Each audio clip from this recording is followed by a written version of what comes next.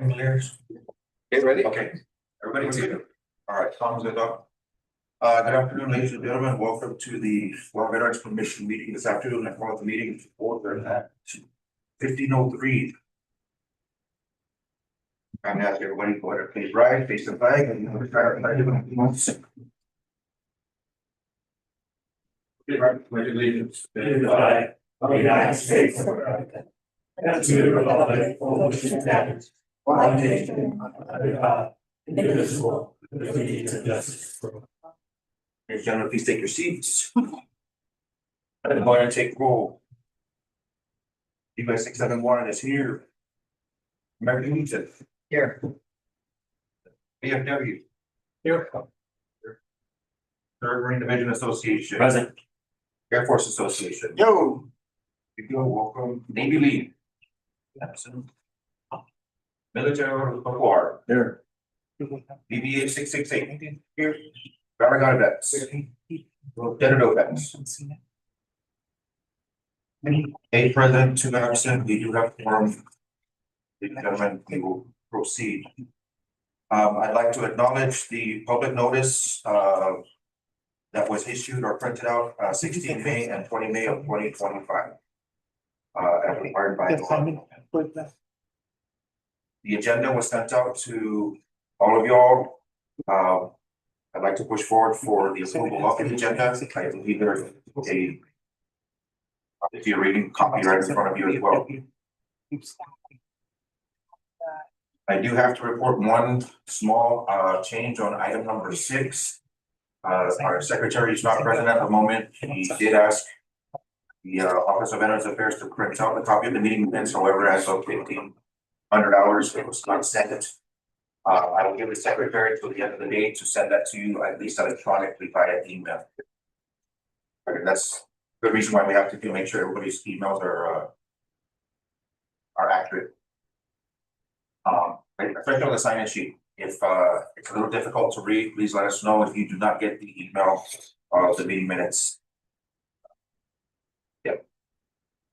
So do we approve the minutes subject to correction when we've had a chance to look at it? I believe, yes, we'll have to pull that at the moment until we do get it. I'll take the hit on that one there. What I would like to do moving forward is require the secretary to send meeting minutes to every member electronically prior to the meeting, minimum 48 hours prior to. That way it gives everybody a chance to take a look at it.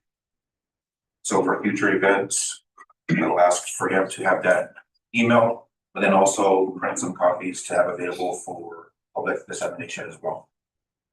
It's 48 hours prior.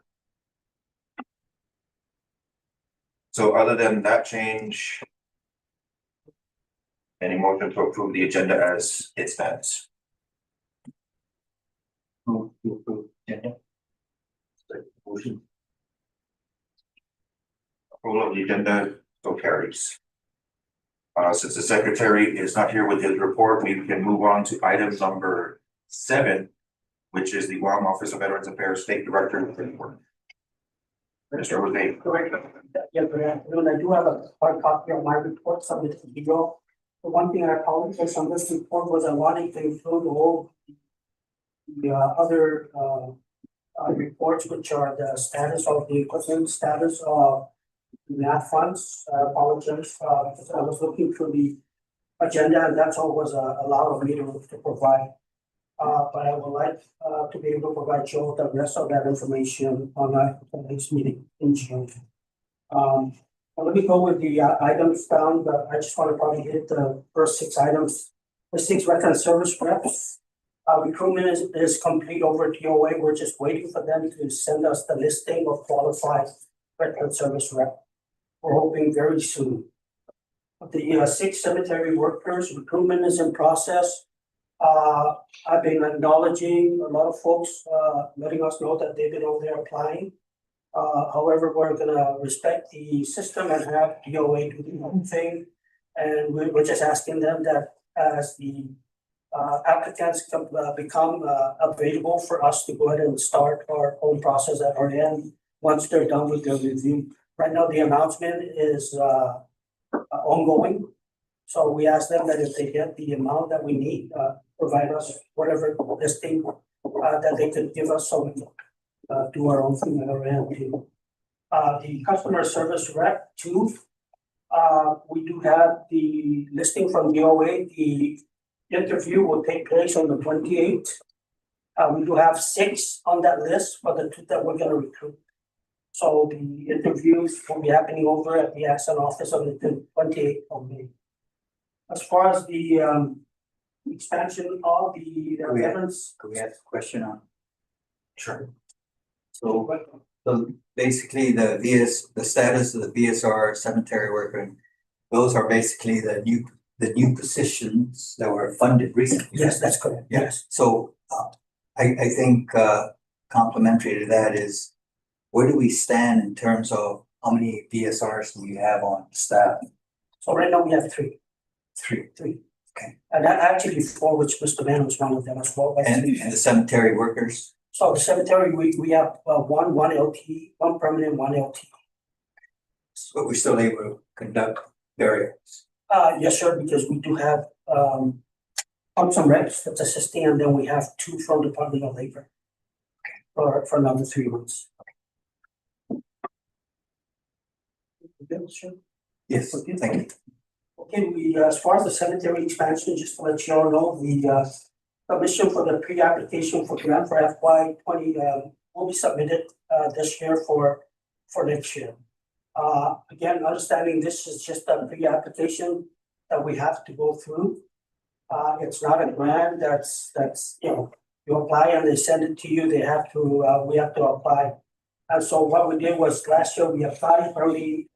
If you all are not aware, we were not able to meet the timeline that they put out of us. So we let them know that due to the fact that we're not able to meet the timelines that they demand, we decided to request that we acknowledge we're not able to meet the timeline, but we will apply for the next application.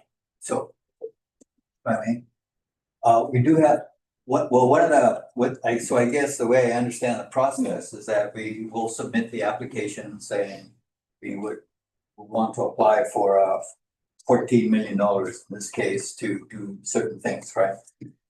Then they'll turn around and they give us a grant opportunity. Yes, that's what it is. And if they say, okay, it looks like a good viable project, we'll give you an opportunity to go take the next step.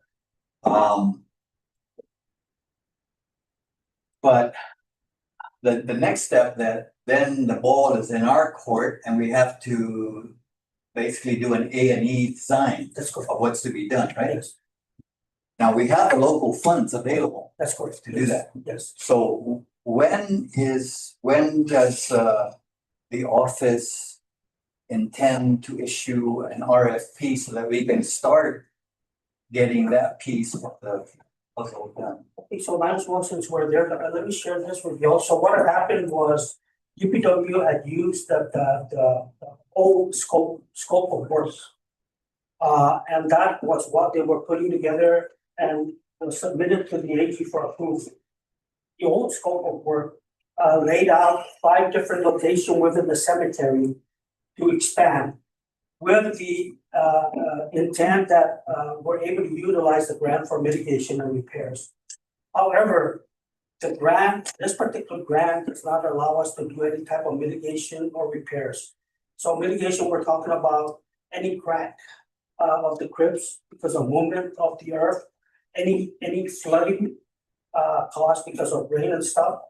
The grant is only focused on expansion for just expansion. Okay, it doesn't do any type of mitigation, and I lost the words that I was trying to use. But it only allows us for expansion, and the expansion target was for 1,400 crypts. So while we're there, because when I came on board and I started discussing this concern with National, I made it clear to them that 8.2 is not enough. I need more. So they said, okay, we'll give you more. And the reason for that is, we're here in Guam. My intention is to ensure that I don't go back and ask them for money. Give me the max right now and we'll build what we could. The other is, I reiterated that building or disturbing the cemetery in 5 different locations is not a smart thing to do. You're gonna cause more damage, you're gonna cause more inconvenience of the cemetery itself. So with that said, I want to make sure everybody knows this, and I have not brought this up. I brought it up to DPW, I've not brought it up to the governor. I will be meeting with the lieutenant governor to let him be aware that we're changing the scope, and the scope is to remove that big hill, which is about an acre and a half. That's right behind the admin shop. And that's where we're able to build 1,400 new crypts in one location. One place to disturb, easy access out to the road, and we don't need to be driving heavy equipment all over the place.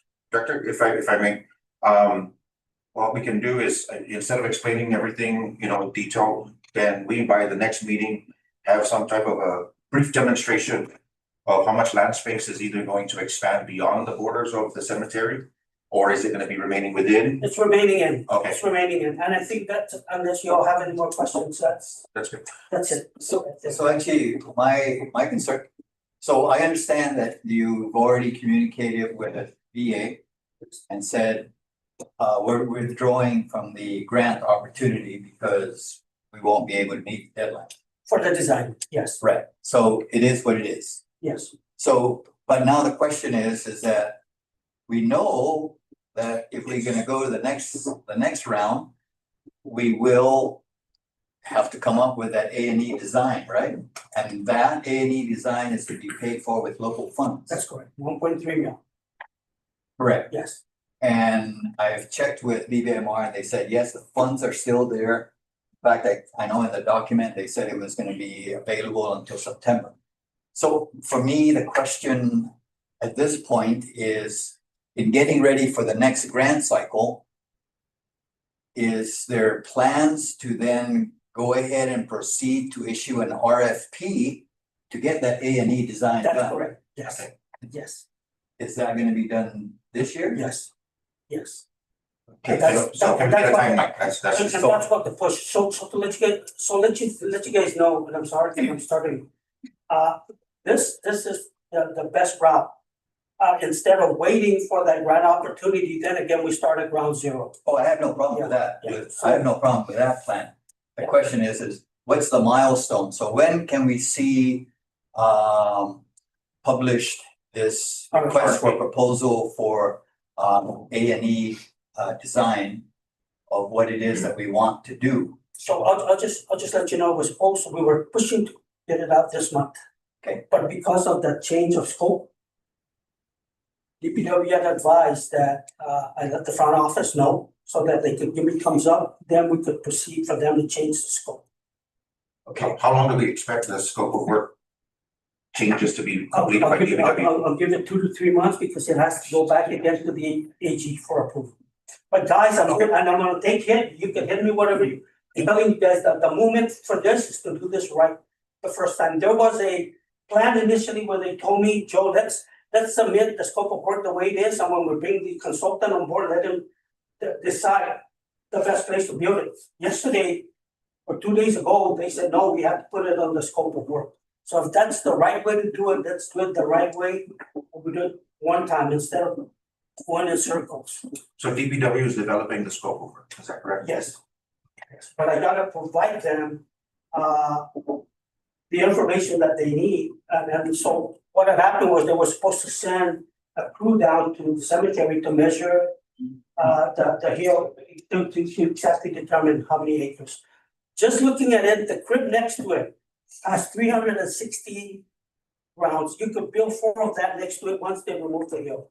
And there's no flooding, because we could determine to leave, 2 feet of ground once it's flattened, so whichever way the water comes, it doesn't touch, it just goes. Okay, so quickly, so we can move on. So With that's this- good. That's good, no, so with this addition and the expansion, how many additional crypts will the cemetery? 1,400, And that will last for how many years anticipated? 10 to 12 years. 10 to 12 years? Guys, but let me say this, and Senator, once this is done, I'm gonna go after the 10 acre that's down Santa Rita somewhere.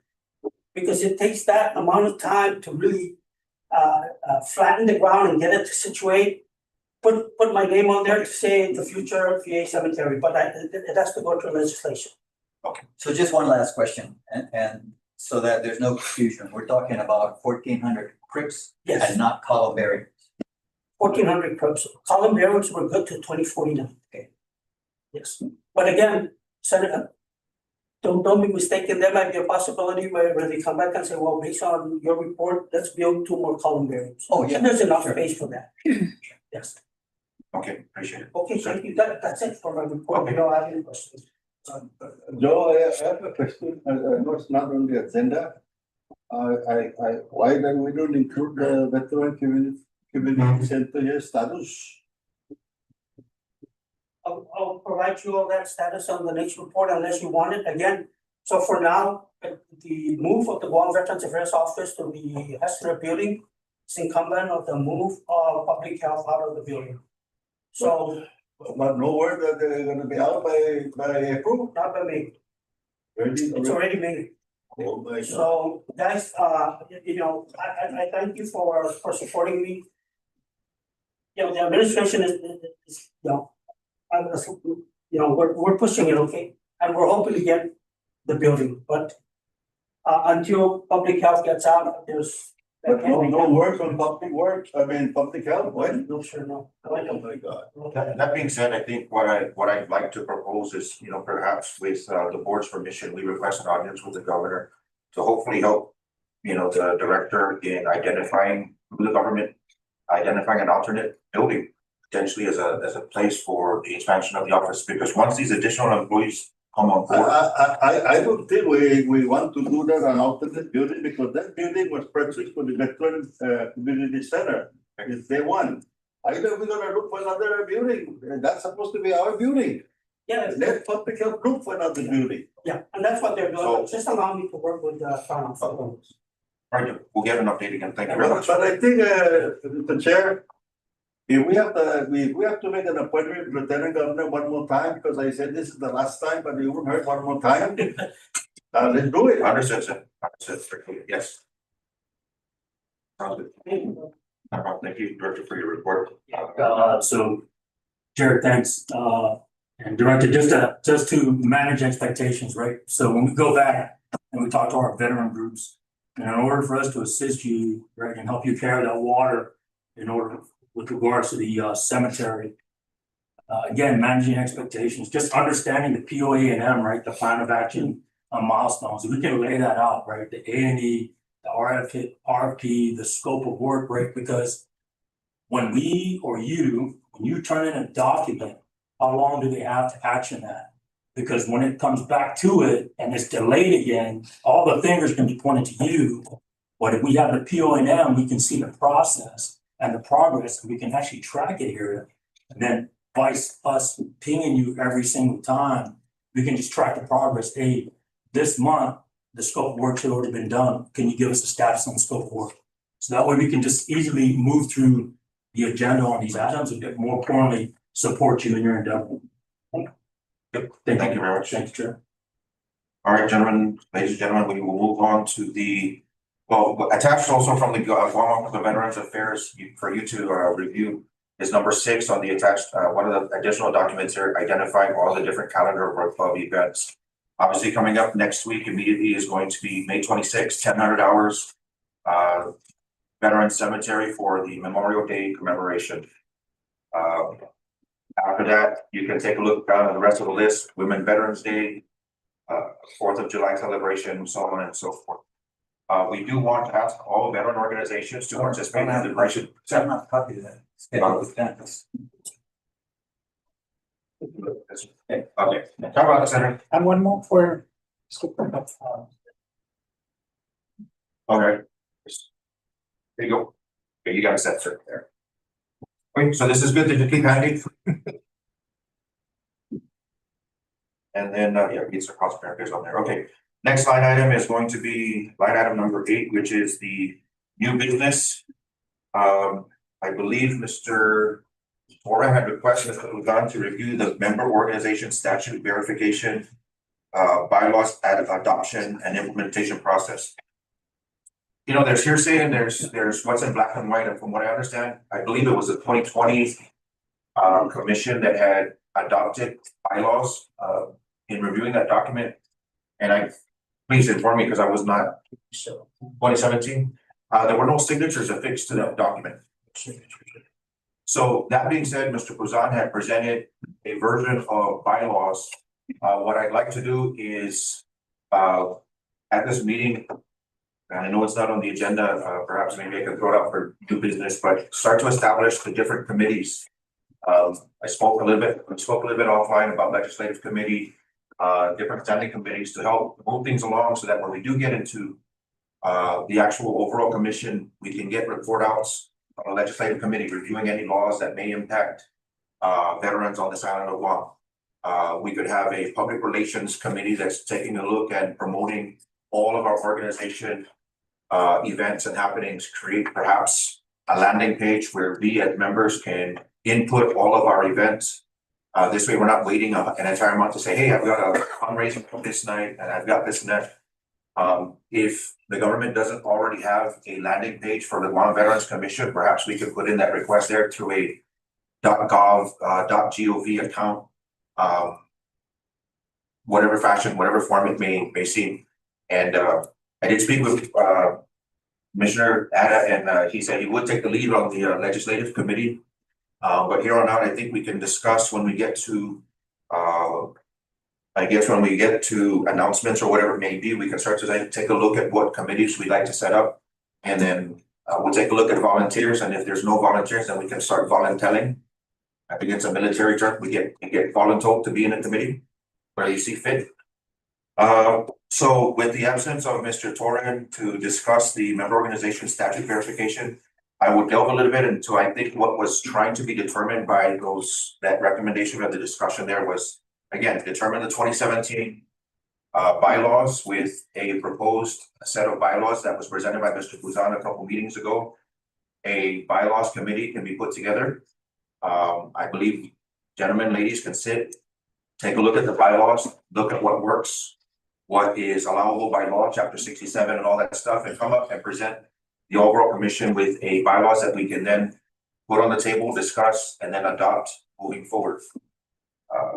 Can I throw something out? Yes, sir. Yeah, so we've been trying to synthesize the two different versions basically of the bylaws. We're about 1/3 of the way finished with it. Understood. So that's kind of where we're at. There's a couple of things that we do have to cover when it comes to officers and responsibilities and committees, like you just mentioned.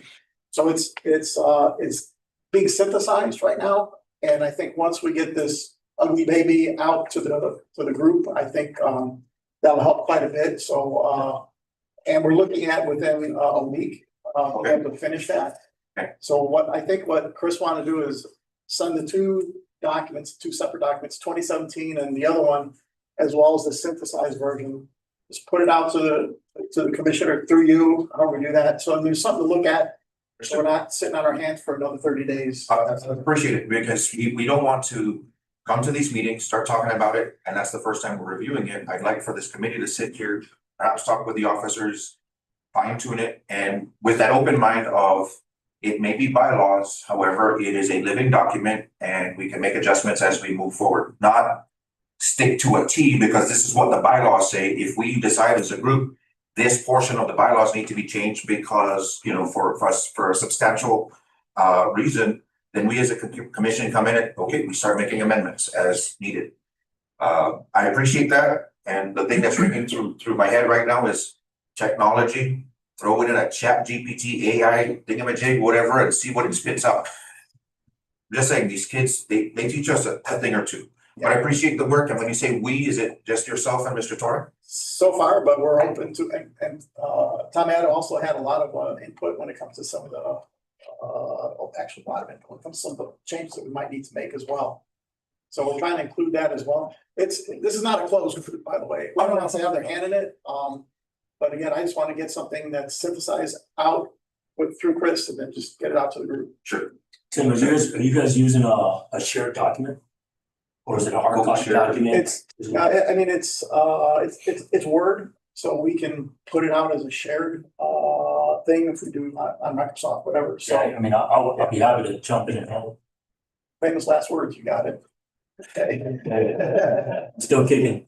No, that's good. Let's just not all get all hung up. Sorry, Mr. Manuel, yes. Mr. Chair, just to address the commission, if you establish or if you create your small committees, just know, in keeping with the open government law, you can hold your small committees without needing to publish it. Understood, So long, everything's all in draft form understood. to be brought to the table to be approved by the commission, the body. Completely understood. Everything working within committees is draft form until presented to the overall commission. Completely understood. I appreciate that.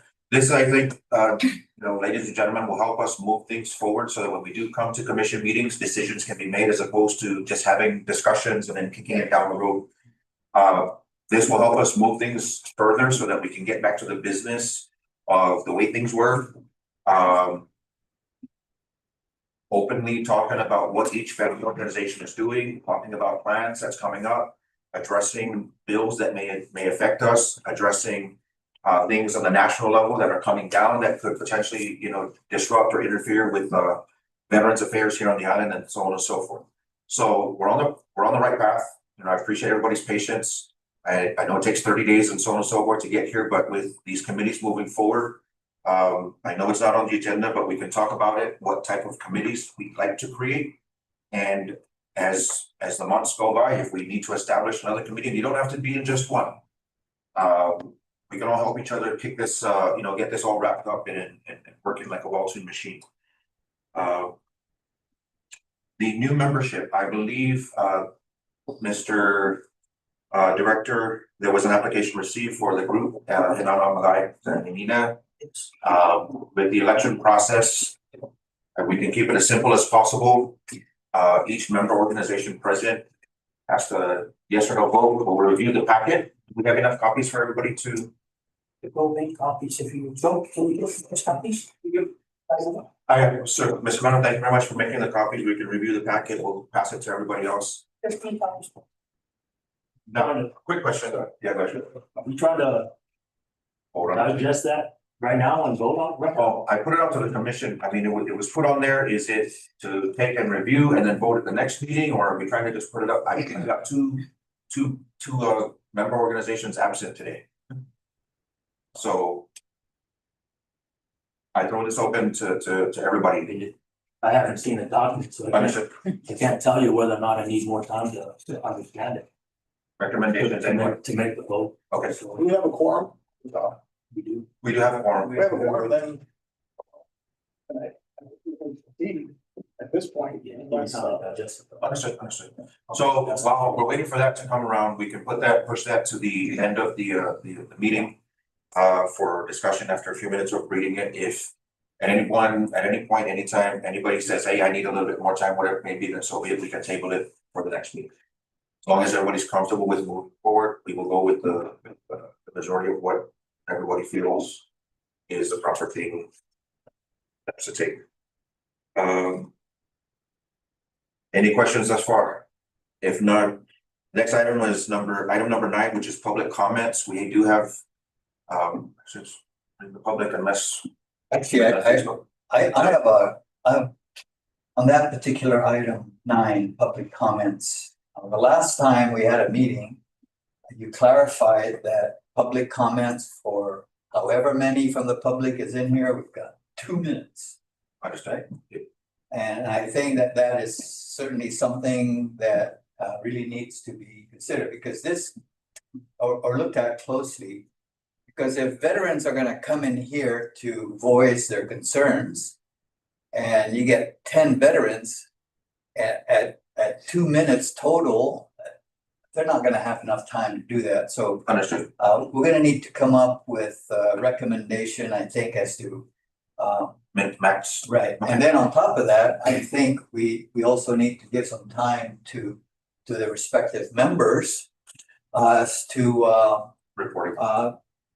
to report what they're doing or what they would like for the commission to address at the next meeting. So 2 minutes is just not gonna be sufficient. I think what I'd like to do is on the next, because there was a time where we were reporting, every organization was reporting it out. And I think on the next agenda, we identified as membership or member announcements or member organization announcements. However long you need to take to put your announcements out there, we can move public comment or public discussion further down right before we adjourn. Or maybe we could put there good for the order. So that's the, Mr. Meno, while you were driving here, the discussion was briefly about public comment to determine. I'm okay with 5 minutes per individual public comment period open. I know at one point in the past, most of you members were in here where we've had meetings in the past, and this is, I'm talking about years ago, where it would be almost as though it was a filibuster for a veteran spending 25 minutes ranting and raving about the legislature and the executive branch and so on and so forth. And in our attempt not to be disrespectful, we allowed that to carry on. In subsequent meetings, there was arguments between the commission members, and at that point, I think it was my organization where we proposed a complaint form. At any time, any commission member feels like somebody's just going off on a rant left field, anybody can call a point of order and say, please, by all means, put it in black and white. We will digest it as a whole, the commission as a whole. And this way, it just keeps the meeting moving forward. And this is just from experience, right? Sitting at Senahani Mayor's office, listening to a gentleman, and I understand the frustration, but 35 minutes, we never even completed the entire agenda. So that's where we at one point proposed at any time, somebody can call point of order and say, please put it in black and white so we can read it as a commission as a whole, and then we can answer those questions at the next meeting for the public. Yes, sir. Can we just let the individual give him a Hard stop, 5 minutes? Yeah. Say, hey, where to go find your whatever you want to convey to the commission?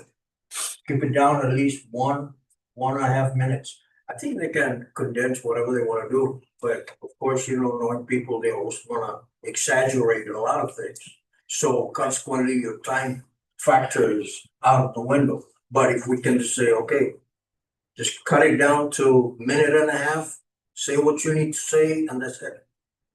Understood. Yes, sir. I'm not sure if Chris was able to convey this to you guys. He and I spoke about the 2-minute time, and so he suggested that it be 2 minutes for the purpose that whoever is the individual or the respective organization make the request for their line item to be on the next agenda for discussion. It wasn't meant for them to propose an idea out. It was just for them to submit the request to the body in hopes that they'll be able to get on the next agenda for the next meeting, which they'll be given their a good amount of time to bring whatever concerns they have to the commission. I see where he's coming with that point there, where it's addressing the commission to ask, like you said, to add it onto the agenda. Right.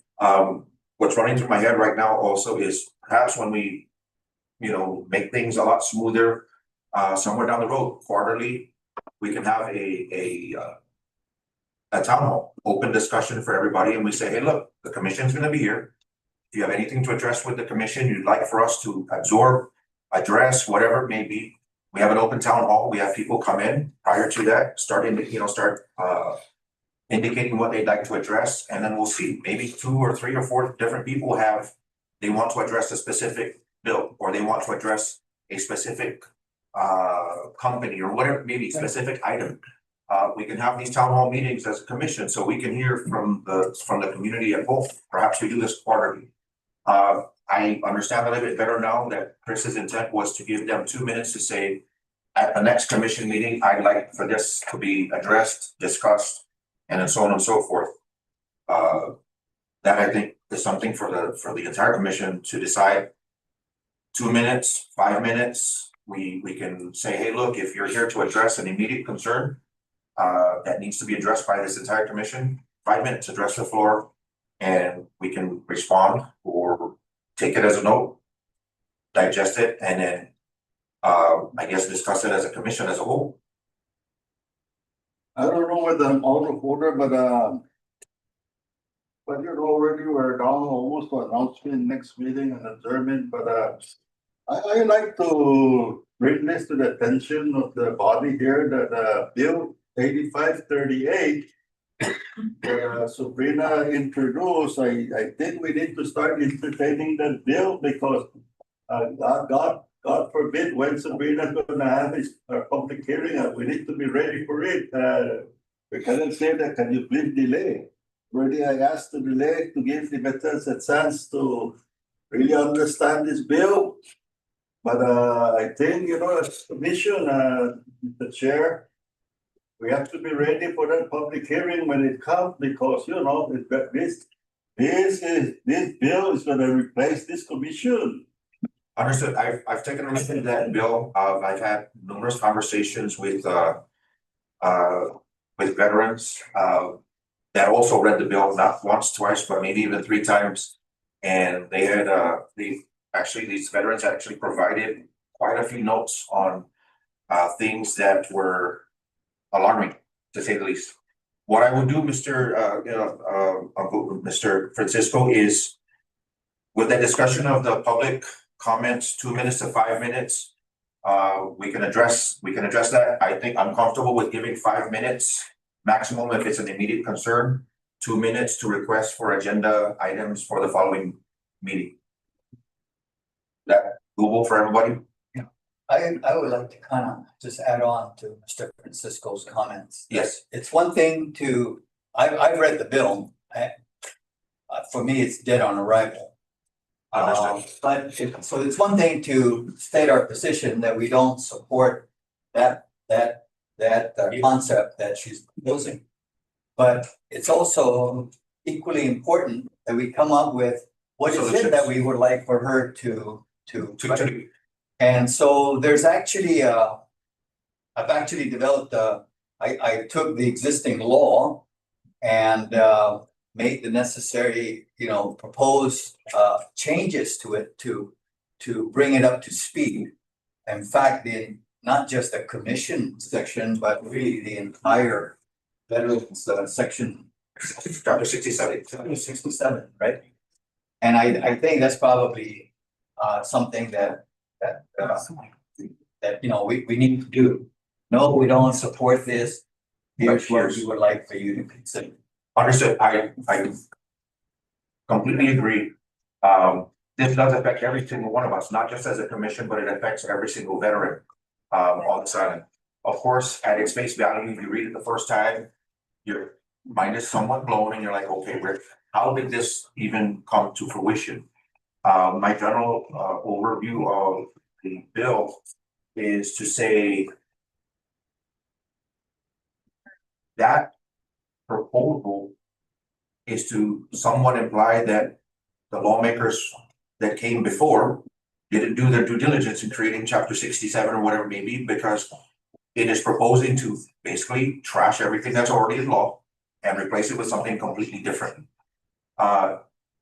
We live, just from everybody's experience in this room, right? We live, if you're gonna come with a complaint or a problem, please be prepared with a solution. As a commission, I think this is where we move forward, and Senator Tom Mata will be taking the lead of the legislative committee. I appreciate your advanced work on reviewing not only the bill that's proposed, but taking a look at the law. I don't think there's been any changes or amendments to that bill in over a couple of decades.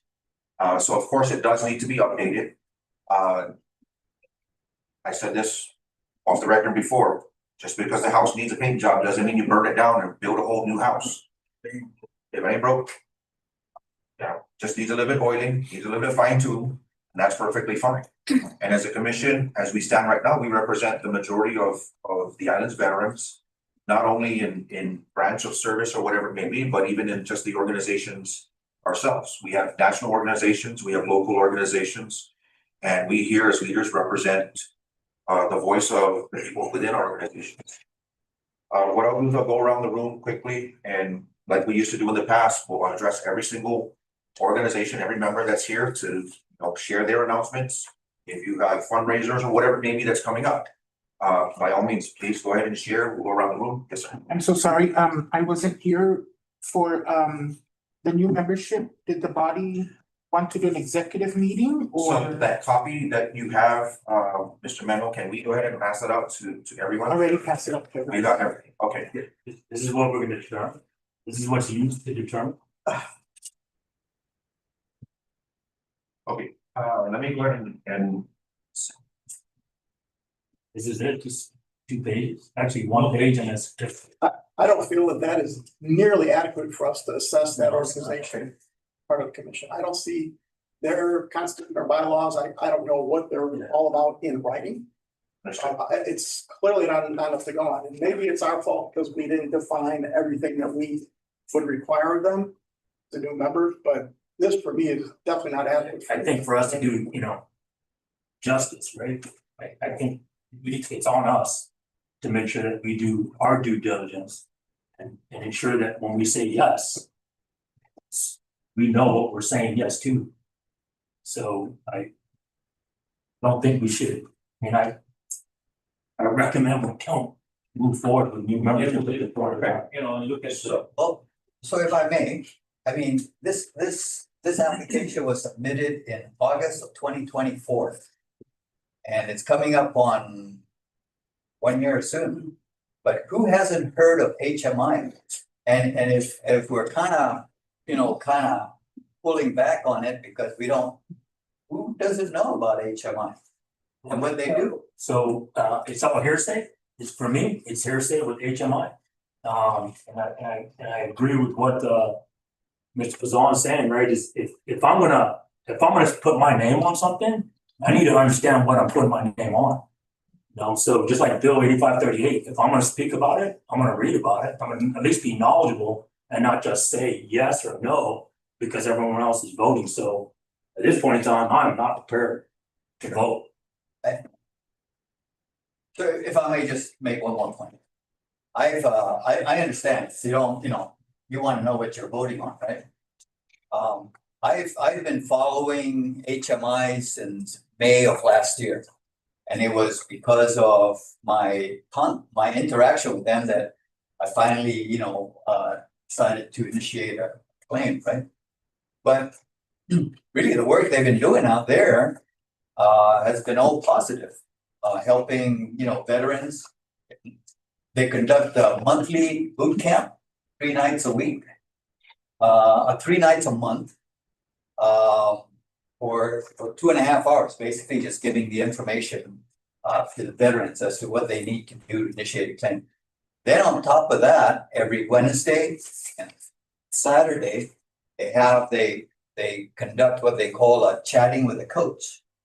And they sit down and they basically, help the veteran to basically be able to articulate what the disabilities are that they want to file for.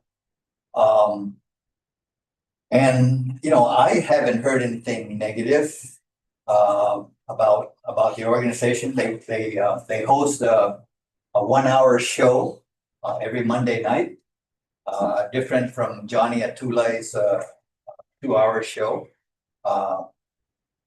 So I just don't understand why the commission has been has all these reservations about allowing this commission or this organization to enter, be a member of the commission. But that makes it, that's right. I've been with HMI almost since their very beginning. They're doing a lot of good. Their boot camps are excellent. They're chatting with the coaches are in violation of the federal regulations. I'm passing around right now. Jim's passing around. Accreditation, discipline, and fee programs involves the general counsel of the VA. And if you flip over to the second page of it, question 5, it says, if I advise veterans and their family members of VA benefit claims but do not file their application for them, do I need to be accredited? Now, is that what they're doing at chatting with the coach? they're advising. But ultimately the decision is made by the veteran. The veteran owns that. Let me finish it now. Yeah. That was a question to the OGC, EAOGC. And the response was, yes, you must be accredited to aid in the presentation or prosecution of a VA benefit claim, advising the claimant on the specific benefit claim or directing the claimant on how to fill out the application. Even if you never put a pen to paper, is considered claims preparation. Okay. I believe this one individual, Corina Balesta, underwent the training. She is not accredited. I know she hasn't been accredited because, as I understand it, she hasn't been issued her certificate. Am I correct? The certificates were issued. So unfortunately, what had happened with the previous director, they did the initial training, and like Mr. Turner said, they're not accredited, right? What constitutes their accreditation, they have to undergo what we call the TRIP training. After the TRIP training, they receive another certificate of completion, and then it's up to the state director to approve to move forward with the accreditation. So there was no further move with that group. And one of the requirements for that group was for the state office to provide OJT, the on-the-job training, where they will shadow accredited VSRs. And I think there was a pointed discussion with Tim that we also reach out to Mr. Turner to assist with that portion of the OJT, So, but that never came to fruition. That's one of the reasons why there was a major halt. There was nothing moving forward with that. So, moving forward, I don't know if I'm out of line speaking with this, but I've met with the director because of our pending move, and we are expecting to pick up our 6 VSRs sooner than later. We have agreed with the director that we are going to think outside of the box at the moment. And we've reached out to Mayor's Council of Guam, and we will utilize mayor's offices as satellite points where we can offer services and outreach. So that instead of the veterans coming down to ASEM, they'd be able to go to their respective municipalities and see the VSR. The only time they would come down to the state office is if there was an appeals process or a BDD claim or a process and a DIC claim, where there's more of a need of an intimate setting. But if you're gonna pick up certifications for driver's license, real property tax, turn in medical records, all of that good stuff, you can do that at the satellite places that we have identified. But Thank you, Mr. Mel. Mr. Turner. Look, I'm not against HMI. They do a lot of good. It helps a lot of veterans. They're filling the vacuum. Yes. Until we're able to fill that vacuum, we don't have a whole hell of a lot of choice. But because of my accreditation, I'm sworn to abide by the federal regulations, so I can't help it. I've offered ways to do it with them, and they refused. They are playing the game of, we're not submitting the claim. Well, I think this thing from the OGC kind of answers that side of it. That's OJC. Office of General Counsel. OGC. But so we got to figure out how we're going to help our veterans and get moved. Their boot camps are excellent. They are excellent. And it's the other part of it. And that's where we're weak also. I've for this year, for 2024, 2025, I am the VFW Pacific Areas Department Service Officer. And when I took the position, I'm asking, how many service officers should we have? I found one website that said we should have between one service officer between 1,000 and 1,500 veterans. Okay? So if we got 26,000 veterans, you guys are kind of looking at 23.5. 23.5. So if it's 1 per 1,000, That's 23. 23. How many do we have? Not enough. We have five. You have 5. You count me? You and, yeah, Count Jen? the town, yeah. But 3 in the state office. Yeah. We're definitely not there. So we gotta figure out how we're gonna get the figures. The only problem that I think happens is HMI is not easily updated on all the changes in the laws and regulations. That's gonna add confusion and it's gonna add frustration to veterans filing claims, Yes. right? And that's what we should not be doing. Also, in regards to this, because I know, and no non-profit organizations will use to benefit themselves. Number of veterans come to me and ask me question whether it's legal for them to charge. So they try to twist the charge and say, we're not charging, we're just asking donation. To me, it's the same as charging. That is what I am. I guess if you're helping the veteran, don't ask for donation. And I don't wanna name people that come to me, but they're asking me that question is this legal? And I print out a copy from the National Magazine of the Vietnam Veterans of America, was saying that no veteran organization, very, very clear, should ever use the nonprofit for their own gain by charging the veteran for their service. Okay, there are, let's say, 4 different groups that can help veterans file claims. Accredited attorney, accredited agents, what we call claim agent, Veteran Service Organization, VA or VA regional office. And Global kind of falls underneath that section of it. None of these, the accredited attorneys and the claim agents cannot charge for an initial claim. It's against the federal regulations. They can charge if the veteran comes back and wants to get a higher rating or disagrees. The Veteran Service Organization can't charge even for that. There are 2 forms that have to be signed to help a veteran. And that depends on who you are. The Veteran Service Organization fills out VA Form 21-22. And then the accredited attorney, accredited claim agent is a 21-22 alpha. And on there it states that they cannot charge for the initial claim. After that, they can. Also, a non-accredited person can help a veteran with one claim. So your family member could help you. But then they can't turn around and start helping your uncle and your brother and what have you. It's one claim with all rates. So they're doing a hell of a lot of good.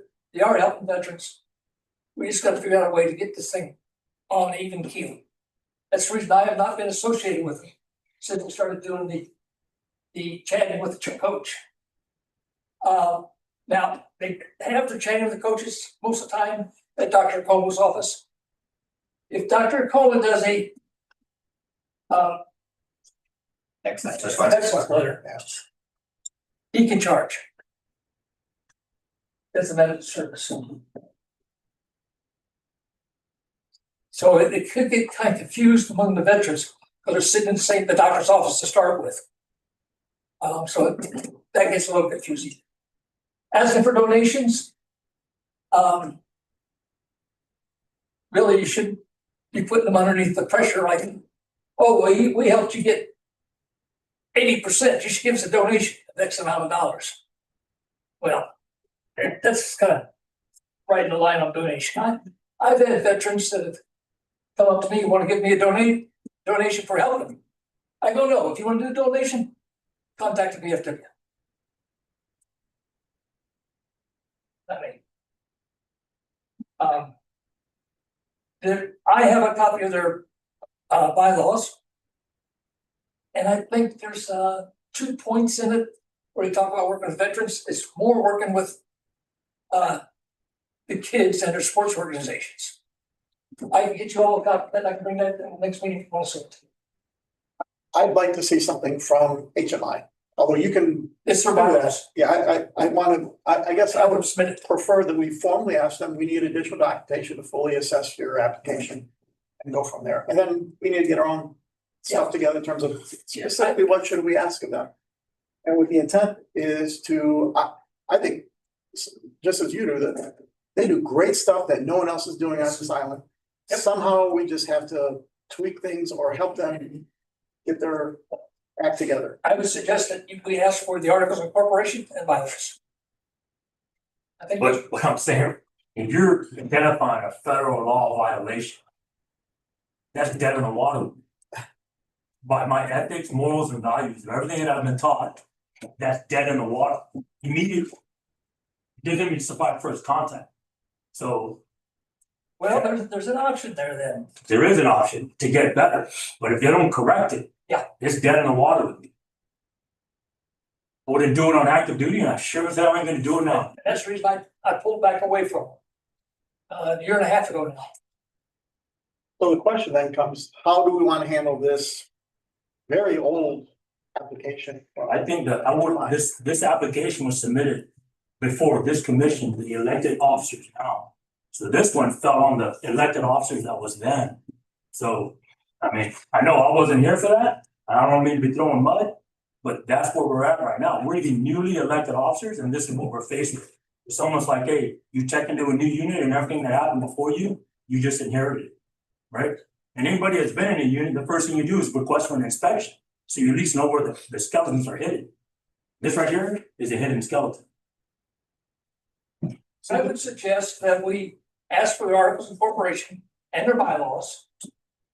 And then we need to determine on how we can help them get within the regulations. I agree. They want to be a member of this club. The only reason why I had thrown that out there, because if the commission or the body is requesting for an executive meeting, we would have to get guidance, because that still needs to be published through the open government law. Also, I have a question, and this commission, we don't receive any money. And why that we have to comply to publish our monthly meeting at the newspaper?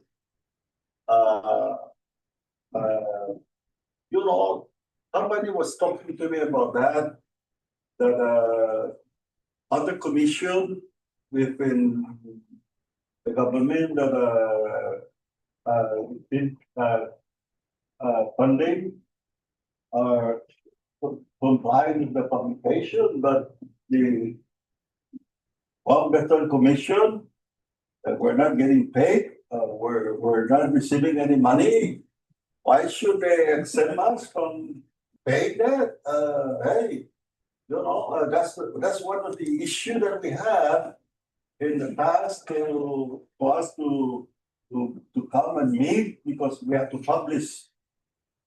And I don't know, maybe it's worthwhile looking into this. We don't have any legal counsel here to guide us on that question, but we have a lot of good senator friends that Thanks, Mr. Francisco. Can I have a question? whether they can extend this commission. I will do that. Mr. Director, can you approach I believe there is an office in the executive branch, it's not protocols, but it's on I guess it's on commissions and boards, to see what, just to get clarification, because if the minimum requirement is publishing it in community notices, we can identify the different media outlets, publish it there. Mr. Miller, you have something? Sorry, Mr. Chair, I was just made aware that the 38th Guam legislature did make an amendment Okay. to that law. So let me do some research, because now I think I think they've opened it with a broader or wider Wider public knowledge. public notice, and you can go through the government portal versus, so the previous commission with the officers, the reason why they pushed for the publication is to help cater to our Manamco veterans who are not tech savvy or computer savvy, where, you know, they're gonna go on to either their cell phone or computers. And so that was one of the reasons why they moved to publish it on the paper, because there's So notwithstanding that amendment, can I just recommend that maybe what we do is we also make sure that we announce this, we give this announcement to the mayor's council of Guam to disseminate and put in the senior centers, and every mayor's office gets these notices, even if it's digital or if the Office of Veterans Affairs creates a hard copy, send it via email or fax or whatever it may be to The each different mayor's office for organizations. distribution there as well. This way, like you're saying, these senior centers and so on and so forth, this way it reaches that market. So I guess moving forward, because you know, the POs are under our office, under the state office. It's a part of, it's coexist with our budget, right? Because like Mr. Francisco said, we don't receive any special funding for this commission. So is it my understanding moving forward that we would not opt for the publication and we would disseminate other? So long as the amendment that passed by the 30th legislature allows us to just disseminate or to send notices through digital media or media other than print requiring a purchase order and funds from your office. Right. We were very successful in the past with just the Facebook notices through the governor's page, word of mouth, email, digital transfer. I'm okay with that if the entire board is okay with that. So you said you're gonna review that and then let us know? Yes, let me do some research on that law and I'll pass it back. Just follow those minimum guidelines that they're asking. But I'm just asking so that when we do make sure that we do have these announcements, senior centers and the mayor's council of Guam to disseminate to all their communities. Okay, If you live in a village, you have a copy, put it up at your local stores, your mayor's office and so on and so forth. Joe, Go ahead.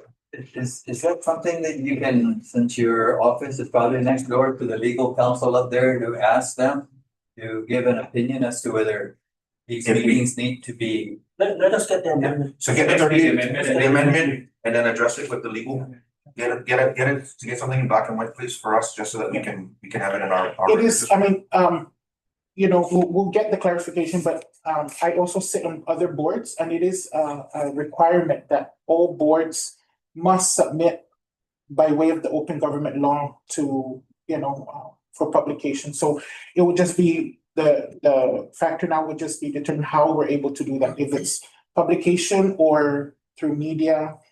But it is my understanding most recently that the recent legislature approved for them to use the government portal, what we know now as a government portal.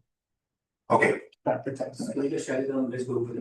that being said, just want to close things up here with because the agenda item was So to bring it close to the Yeah, that's what I'm getting into, sir. So just bring a close with the issue with the HMI application. At this point, I'm gonna go ahead and make a motion that we table it until further guidelines are created by this commission to determine a go or no go status. We gotta know what the minimum bar is, what's the minimum documentation requirements. And then input from each member organization to determine that way forward. But if you take a look at the law, it doesn't say they have to submit, you know, what documents. It's basically really submitted to GOVA.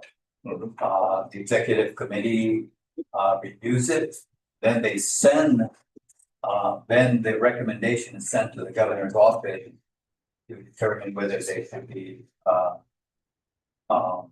admitted or not. But I mean, so all those things need to be sorted out. And I'm just happy that you know, finally, we're discussing it. We all recognize that they're doing good out there helping our veterans. I just would hate to see. I don't think we're all recognizing that, so Well, I think some of us. That's right. Let me say my opinion. So I just would hate to see that, you know, that yes, I understand what the law says. But the fact is because they're not certified, so then where do they have been helping veterans get their claims in. And so we need to take a look at this and, you know, and not just dismiss it. So Before we close that, Derek, I will ask this to Mr. Turner. See, an investigation is conducted and a veteran was coached to doing his claims and everything like that. Investigation comes down and there's certain findings. Is the veteran at risk for having to reimburse the government funding for false claims or? I have heard of one veteran, and this is hearsay, I just heard it, Okay, that filed for PTSD. He was advised by them to go in unshaven, as dirty as shabbiest looking clothes, to make like you're really in trouble. And he got it was 70 or 100% for PTSD. He came in for another claim. And just like me. And they go, wait a minute, this is not what's presented to us. And what I was told, but the VA came back and said they presented themselves fraudulently at their PTSD hearing. And that the government's going back after the money and borrow them for any funds in the future. So, Mr. Chair, I don't know if this is the same person, but that veteran, there was a veteran that approached me. And when I did our research, we pulled up through using his full SS number in our system. We don't even have POA on this veteran. So my response to the veterans, unfortunately, because we don't have POA for you, there's no way that we could appeals or defend or whatever. POA is. The power of attorney, the 2122 SA. So my advice was that, so I asked the question, did you file this on your own? And the response was, it was an organization that assisted. So I said, okay, unfortunately, because we cannot assist you, you would have to go back to that organization, and I'm not sure what they'll be able to provide to correct that. So the VA is asking for him to pay over 60-some thousand back. Because there was I'm not even sure if it was a false claim or whatever, but I've had that veteran approach, and it sounds very similar to your description, so I'm not sure. Okay, obviously, there's a lot more discussion that needs to take place with this right here. So at this point, I'm gonna recommend or suggest, ask this commission that we table this election, this yeah. Mr. Chairman, may I, instead of just leaving it on the table and walk away from it, maybe if you can appoint Review. review committee or whatever to go out there and make contact with HMI and all this stuff, but be able to come back with something more definitive. Okay, then I'm going to ask the entire commission that the executive board, i.e. the elected officers of this board, review and or request, as some of you had asked for, bylaws, articles of incorporation, and any additional supporting documentation that can either prove the help of the veterans and so on and so forth. And thank you, Mr. Turner. We will address and ask these questions that you provided to us here as well. At that point, the executive board, if all are in favor, the executive board, you can leave it either to the executive board or re-report out to the entire commission and put it up for vote at that point. Is that? Yeah, but my only point is that we don't just leave it on the table and walk away. Sure. Right. So let's just go ahead and work with secondary review with the executive board. Everybody's had open discussion with it. Like the executive board, the elected officials, the elected officers of this board. We will convene, we will review as a second review of the application, and you will make a decision. Yes, sir. Sorry, again, it goes back to me asking because we still need to publish for an executive meeting, which means it's only the. So here's what I'll do is I'll table this until your review of the 38th legislature's amendment to the open public notices or whatever it may be. Right. Once that is determined, then I will notify everybody in the commission via electronic, email. And with everybody's permission, I will then go ahead and make an announcement to everybody that the executive board will go ahead and move forward with a second review and then make that decision after that fact. Okay, but we would still have to be in compliance with the 5-day, 3-day notice, so, Understood. Yeah. Understood. okay. Okay, we'll close that there, next thing about there too. I wanted to go ahead and go around the table and ask everybody, every organization for their announcements.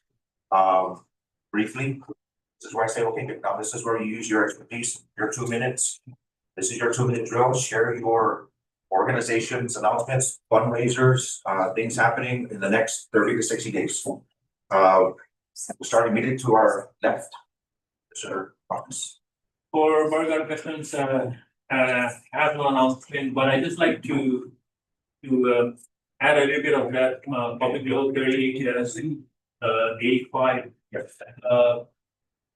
I'm also part of the election commission, and there's a whole couple pages there that needs to be rectified in order for this to come into reality. So we are looking into that also with our legal director, how to go about all this that's required by this bill that's being disseminated out for public hearing and all that. So we're reviewing that as well. There's so many obstacles that we need to address on that one.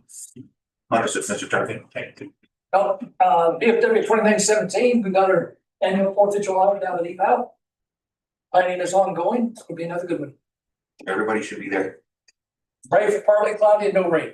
It's a great event. Every year we attend, it's always fun. Good food, not just hot dogs and hamburgers, it's a little bit of everything. Or is there somebody flying in? Parachute? Yeah, I'll leave it.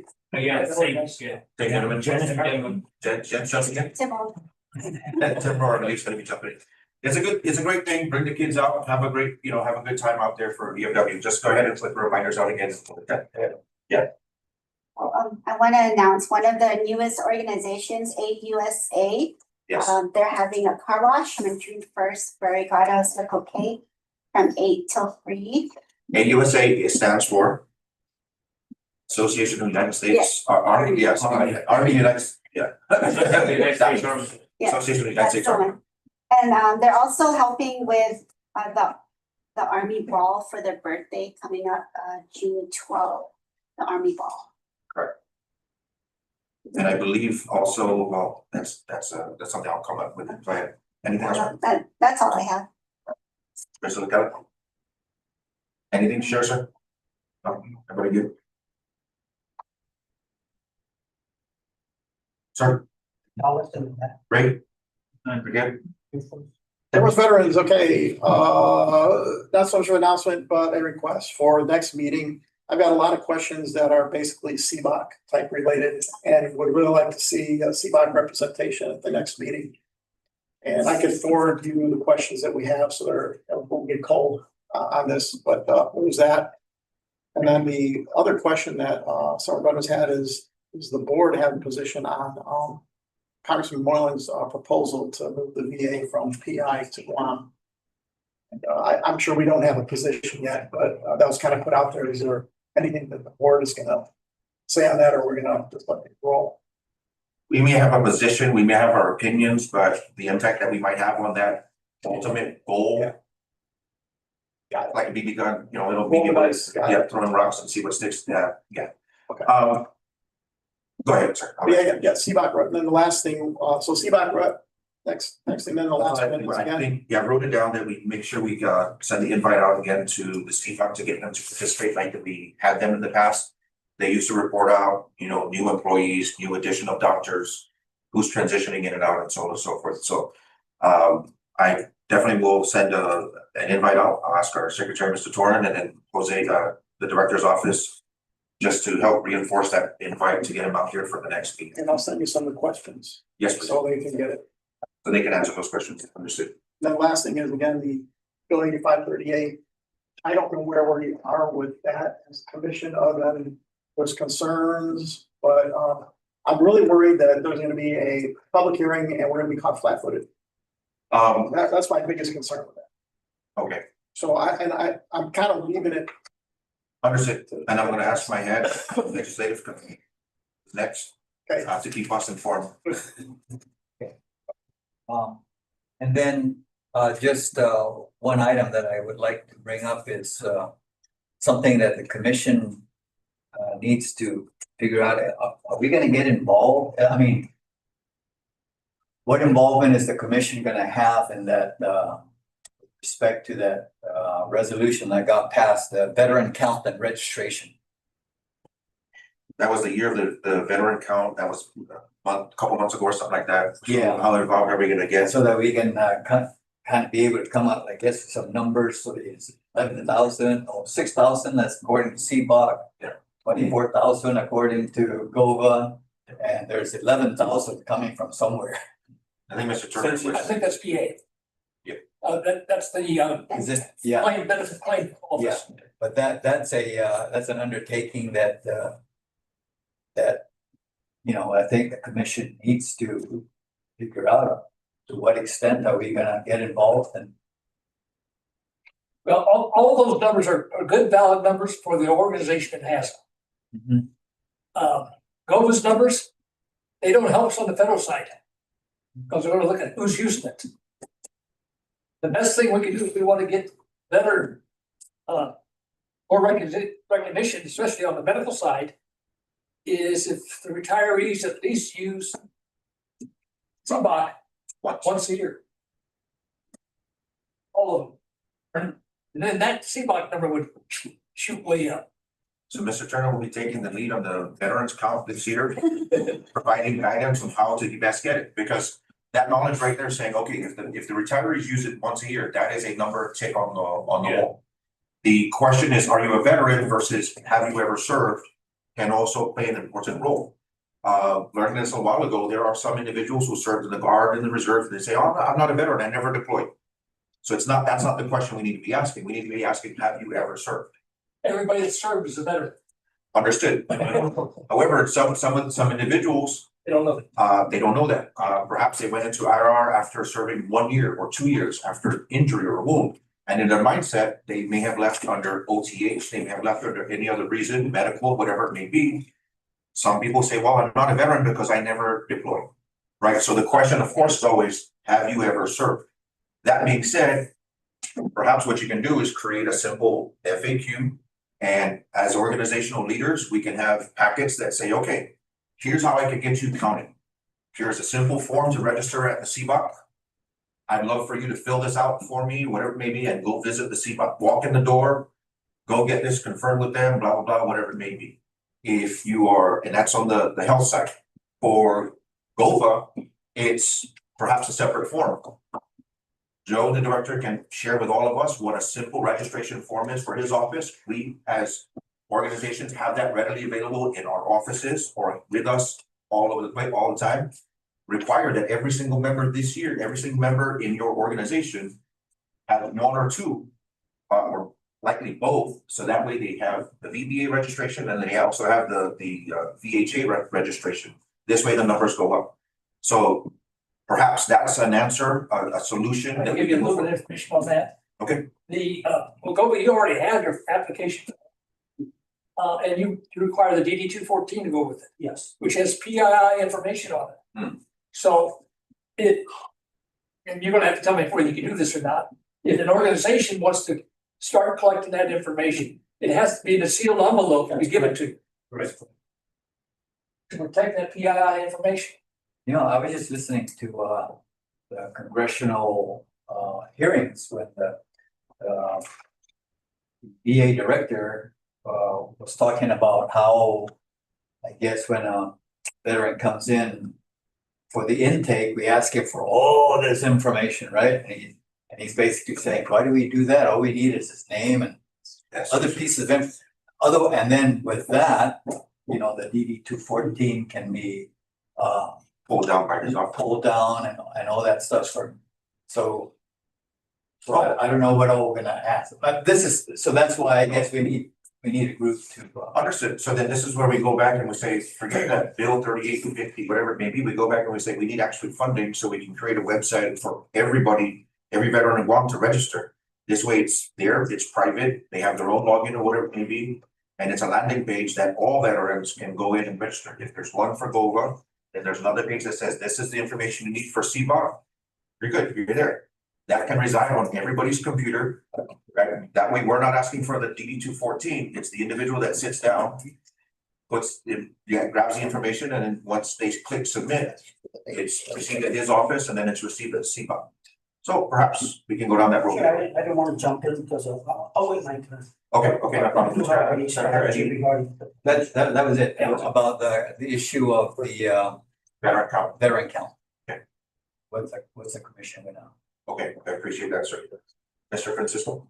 Last Friday, up at the Copan, we joined the Purple Heart and the DVA, and I invited the commanders to join. Senator Chiriz Tiglahi, I asked to make the presentation of this bill, Bill 8538. And I'm so thankful to her for coming up there and trying to break down these 62 pages. A lot of veterans are happy to hear something about this bill for the first time. And like I said, turned out very well. Also, I'm working with the legislature to have a resolution. Ron Quinata is the service officer, have served. I think he's the most, this guy served at the most veteran in the island since he started doing this job at Asan. And Ron been doing this since he was the service officer for the Purple Heart for more than 10 years. And I hate when I heard that he's retiring end of June, I said, what a loss. What a loss for the veteran. And we're going to be presenting a resolution to Ron Quinata for his outstanding service to the veteran of Guam. And also I'm requesting the Purple Heart on national to come up with some kind of recognition for Ron Quinata for all his service. So I like to just share that with you because I like to invite all of you when we plan to do this presentation to Mr. Ron Quinata. And like I said, hey, that guy did a lot, and we're gonna, nothing to say our appreciation. A lot of veterans. Right now, before he started his appointment at 9 to 5, now he's starting his appointment at 8, trying to catch up the backlog of all his veterans waiting for him. So I hope that when the time comes and I give you a call to please join us on this presentation, because I think this guy don't want anything, but hey, we're doing this. Let's honor him. Yeah. Let's honor him. Thank you. I appreciate it, sir. Mr. Rector? Okay, so, Mr. Ron here is in fact retiring on 30 June, but before he leaves, he's the individual that's gonna be the charge to bring the additional VSRs. So he's got a plan, he's putting together a plan to make sure that happens before he departs. So before you all leave, the Memorial Day is Monday the 26th. I request that there's a list going around, please indicate on that list. It shows the part where you're gonna be doing a brief presentation. Place your name and the rest of the folks that's gonna be accompanying you all that day for the brief presentation. There's a minimum of 5, but if you all have more folks come there Monday, by all means, when your organization is called up to present the brief for that particular war era, if you have more than 5, bring them up there. But I ask that you as leaders, when you all get to the venue, then organize yourself with your organization in one area so that give us thumbs up that you have everybody. If not, what we do not want to see is just one person going up, for the Tomb of the Unknown. Okay, for example, so last year was an issue. I think I was the only one that went up. And I take the hit on that. So we're making corrections on that.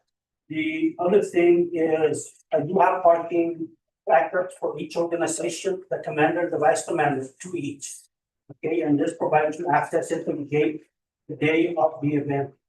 With regard to the year of veteran registration, town and stuff.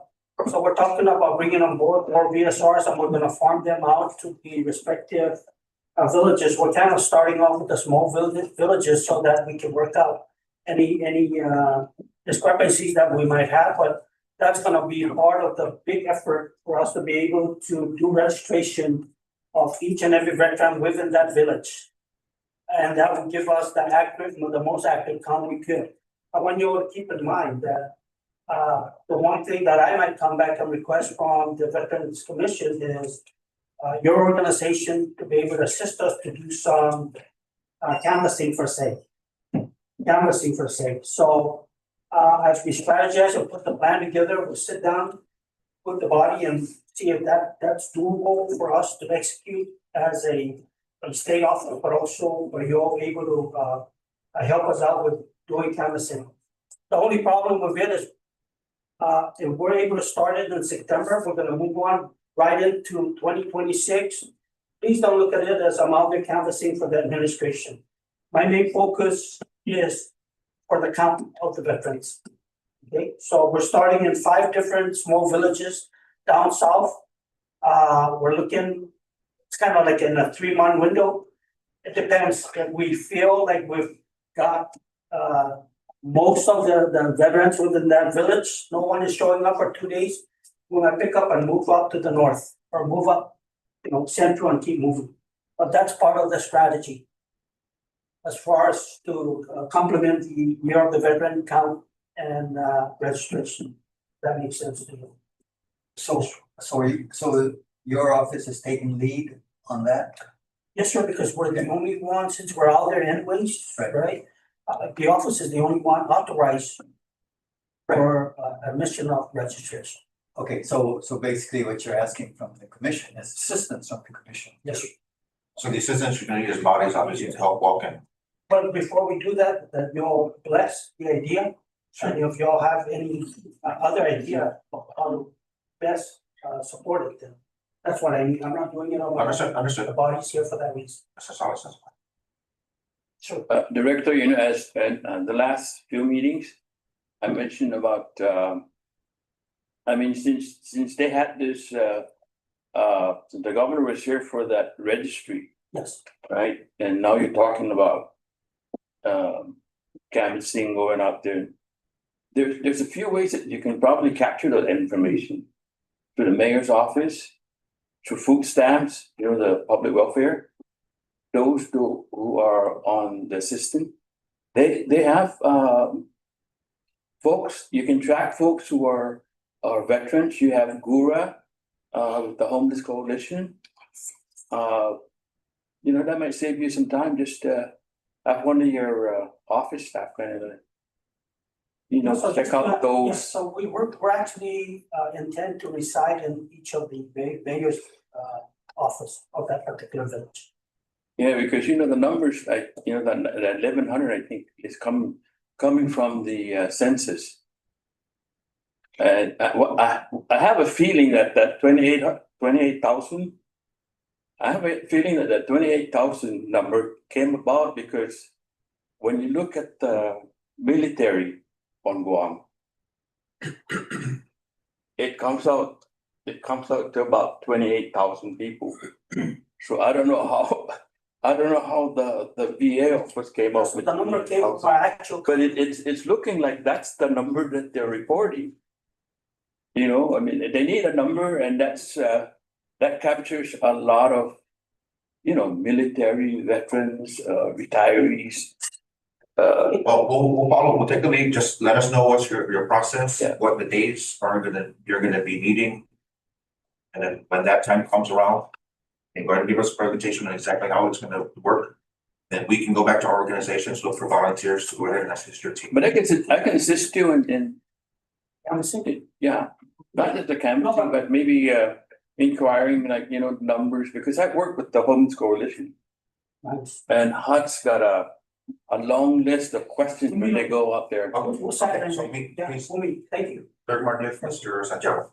Good evening, ladies and gentlemen. So, Third Marine Division Association, about 2 weeks ago, we have let me backtrack there. updated. We updated our constitution and bylaws. The last time the constitution and bylaws for the Third Marine Division Association Guam chapter was updated was in 1983. So we have updated it to include updating the association level at the states, updating the president, which is me. The last president that it listed was Defunto Van Aken. And that was years ago. So it took a lot of phone calls, as with everything we do, right, in our, that we're actually realizing is there's still people out there with a stubby pencil and with looking a stamp and putting it on an envelope. So just to let you all know, expect some traction from the Third Marine Division Association Guam chapter.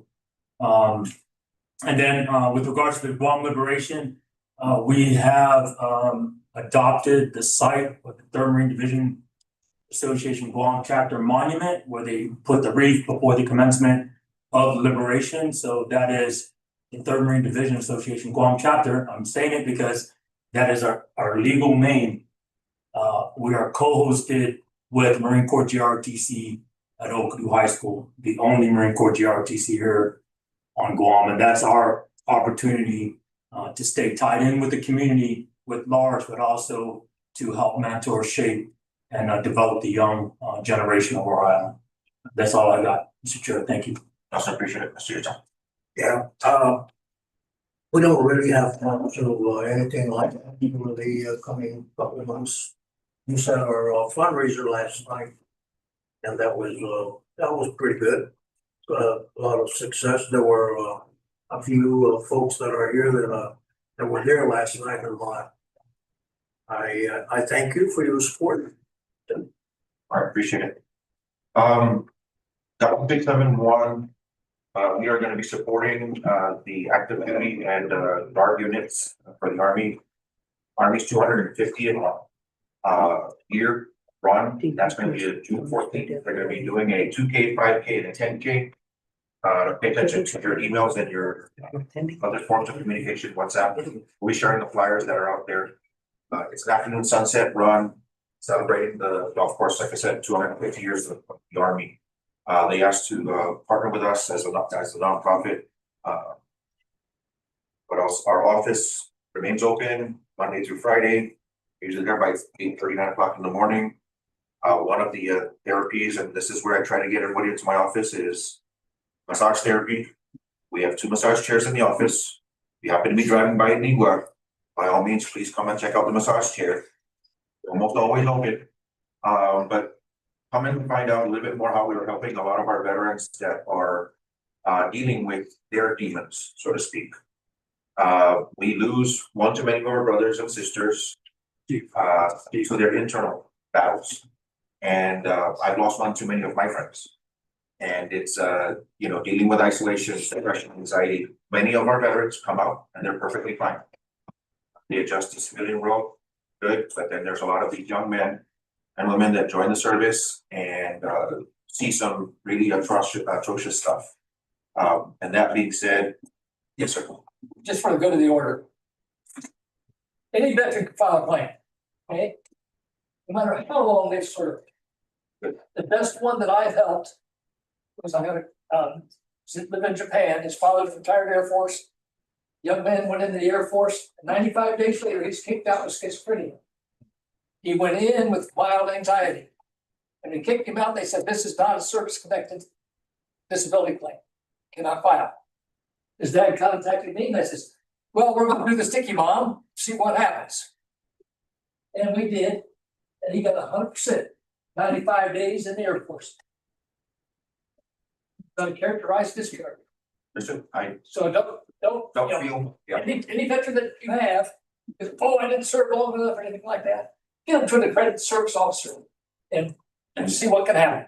That's why the question is not, are you a veteran? It's, have you ever served? Be 95 days, could be 2 weeks. I've seen a gentleman break his back after a couple of weeks of training, whatever it may be, kicked out of the service and so on and so forth. Go through medical and all that good stuff. So yes, completely get it.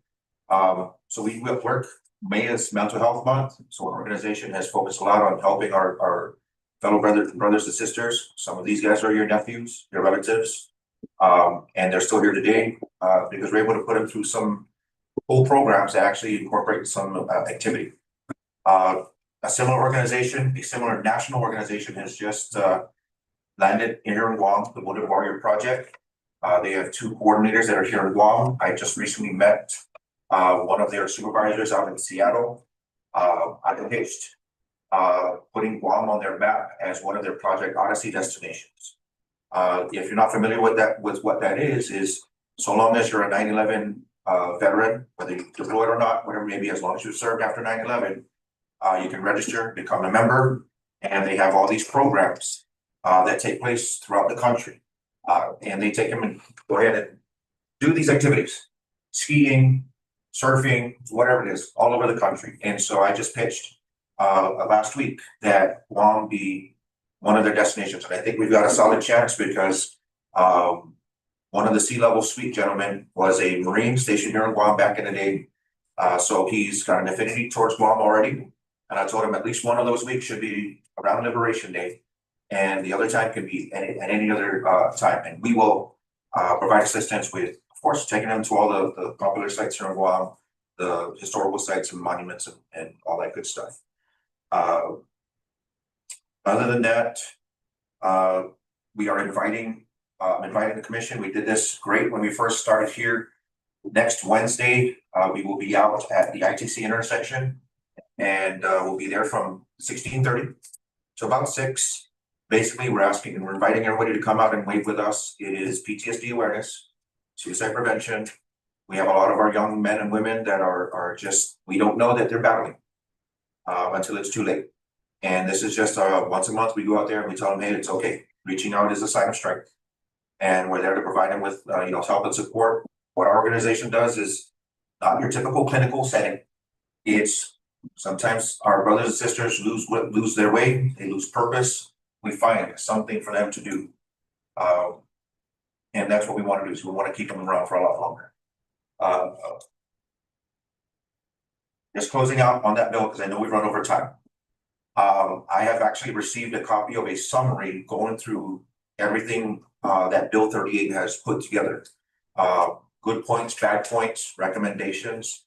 I'll get permission to share that with the commission. And again, Mr. Senator Ada, if you'd like to take the lead on that. If anybody else wants to volunteer, let Senator Ada know that you want to share some thoughts and input. Time is of the essence, so if we can get a consensus on what the recommendations are, perhaps next week, that'd be great. Mr. Chair, so I have the summary. Okay. So I went ahead and I read it again. This is the 4th time I've read it. So I've actually pulled a summary. It's 8 pages long. So I'm happy to share with everybody. I'll go get it in the car. I just didn't want to bring it in here because I didn't know if it was legal for us to talk about it as a commission. But I'm happy to share that document with you guys. I'll bring it. Okay, I'll go to the car and grab it. I appreciate it. You know what I did was I took a picture of the sign up roster so that Contact information, yes. contact I everybody. can also send that out too. Yeah, so I don't know if everybody share it. Share it? Yeah, I'll do that. I'll just with what I got, I'll send it I out. would probably put it together, Senator. Probably be a good document, put it together. Sure. Yeah. Let's put it together. Your committee can review and then again, share it once you're able to. Again, synthesize everything, shoot it out to the rest of the commission, and perhaps maybe at one point, we as a commission can sit here and express our viewpoints. We'll request an audience with the legislature. As the leaders, we don't necessarily have to wait for the public notice or whatever. So the question there, probably, Senator, you can answer this one if you have knowledge of it. If we gather together as a commission and talk about that bill, are we in violation of anything? By law or anything? No, so I want to make sure. And we can request an audience and not have to wait until the public comment. The public hearing. I think we, let's do the commission before you invite an audience. Of course, we're gonna talk about it, and then we will go and request the audience with the legislature after we've sat and long agreed. Because one way or the other, that bill is going to affect each of our organizations differently. For some of us, blanket, it's gonna affect every veteran across the board. It affects everybody on the island. I think between Vince downsizing them and Tom, then they can put this two together, they can all share it. And we'll divide, yes, and we can divide the points that are gonna be affected, Yeah. that's gonna affect me the most, that's gonna affect your organization the most, and when we give our testimony. That way it's succinct, we're not rambling off to left field, and everybody provides their testimony and recommendations. You know, there's a place in Tabunin that, when we host that commander's luncheon. Mhm. That car, they have a private room there. And maybe we can just be there and have lunch. And, the only discussion we're gonna discuss is that this bill. Rather than to come here and, nothing wrong coming here, but I think going there, we can feel more relaxed. Understood. No, it can be more of a private setting so long as we're not violating any rules. We invite all veteran organizations, leaderships, just their leaders. But I think like before we do that, let's say as a commission that we can invite others. That we get our Okay. stuff If we're together. not in violation of any rules, then we can sit as the leaders of the commission and discuss the bill openly. But we might know final decisions on what our opinion is gonna be until we can convene as an official group. Okay. Ladies and gentlemen, it's gone way over time, but input today was very, very good. I appreciate everybody's attendance. Next meeting will be coming out once I get with Mr. Melo to pick the date in June. Just be aware of that. I'd like to make a motion to adjourn. Motion and adjourned. The time is 16:44. Second by Ms. Martinez, meeting adjourned. Thank you. You go through, all right, if I gotta go, I'll go out and grab them. Okay, I appreciate it. And that's Ross.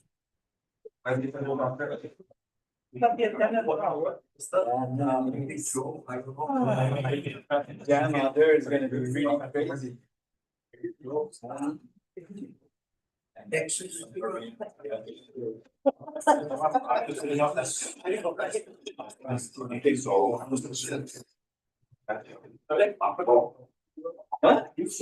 Senator. I'm here. But then I'll call you name with the names. Yeah, I'll get with that. There's. So, and I'll. That was the other place. And I want everybody. Dan, Sal. This for the NBC, Chris? Oh, I have. You got? Oh, so that's for, okay, I'll give this to HMI because they're presenting. Yeah, presenting. And they're doing their presentation. Okay. Sorry, I'm trying to read my script. Thanks, Al. Oh, yes. Okay. Yeah. Yeah, sure, I can look at it. Yeah. So. Oh, I'm going on vacation. Yeah.